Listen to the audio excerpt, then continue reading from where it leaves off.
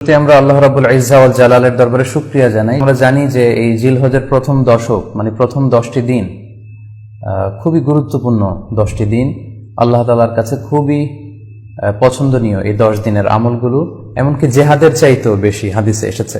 এবং কালামুল্লাহ মাজিদে আল কোরআন আল কারিমে আল্লাহ তাআলা এই জিলহজের প্রথম 10 দিনের শপথ করেছেন। এই 10 দিনের ইবাদত আল্লাহ তাআলার কাছে এত বেশি পছন্দনীয় হওয়ার কারণ হচ্ছে এই 10 দিনে আল্লাহ তাআলা উম্মাহাতুল ইবাদাত অর্থাৎ যত মৌলিক ইবাদত আছে সবগুলো মৌলিক ইবাদতের একটা সমন্বয় করেছেন জিলহজ মাসের এই প্রথম 10 দিনে, যেটা বছরের অন্য কোনো সময় কিন্তু পাওয়া যায় না।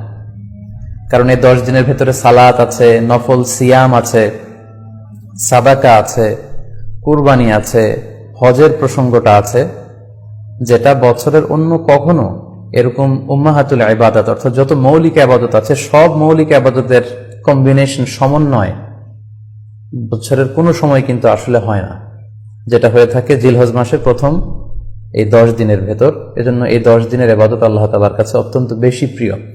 এজন্য আল্লাহ রাসূল সাল্লাল্লাহু আলাইহি ওয়াসাল্লাম এই 10 দিনে যাতে আমরা বেশি বেশি নফল ইবাদত করি আমাদেরকে উৎসাহিত করেছেন।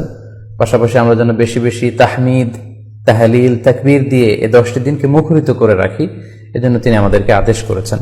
এজন্য এই 10টি দিনে আমরা যেন বেশি বেশি সুবহানাল্লাহ ওয়ালহামদুলিল্লাহ লা ইলাহা ইল্লাল্লাহু আল্লাহু আকবার এই আজকারগুলো যেন আমরা বেশি বেশি পড়ি।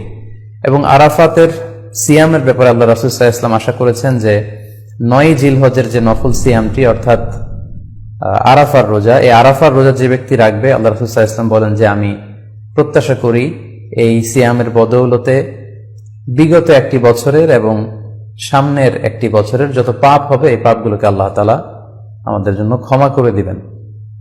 এবং জিলহজের 9 তারিখ ফজর থেকে কিন্তু আমাদেরকে ওয়াজিব তাকবীর পাঠ করতে হয়, আমরা জানি সেটা শুরু হয় আরাফার দিন ফজর থেকে।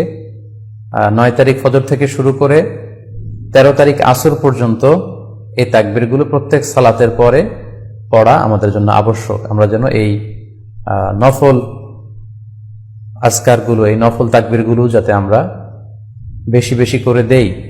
এবং যারা কুরবানি করার জন্য ইচ্ছা পোষণ করেছেন তারা যেন এই 10 দিনের আগেই তাদের মাথার চুল এবং নখ কেটে পরিচ্ছন্ন হয়ে যান, এবং জিলহজের এই 10 দিনে তারা যাতে মাথার চুল না কাটে এবং হাতের নখ না কাটে, এই মর্মে আল্লাহ রাসূল সাল্লাল্লাহু আলাইহি ওয়াসাল্লাম আমাদেরকে গাইডলাইন দিয়েছেন।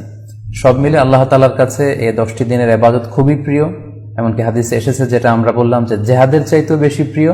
এজন্য এই সুবর্ণ সুযোগটুকুন যেন আমরা কখনোই মিস না করি।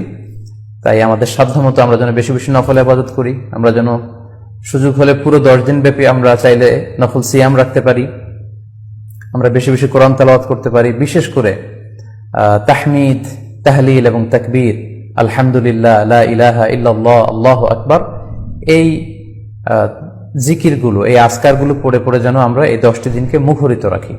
আল্লাহ তাআলা জিলহজ মাসের যে মাহাত্ম্য এবং বারাকা তিনি আমাদের জন্য দিয়েছেন এগুলো যেন আমরা বেশি বেশি হাসিল করতে পারি। আমিন ইয়া রাব্বাল আলামিন।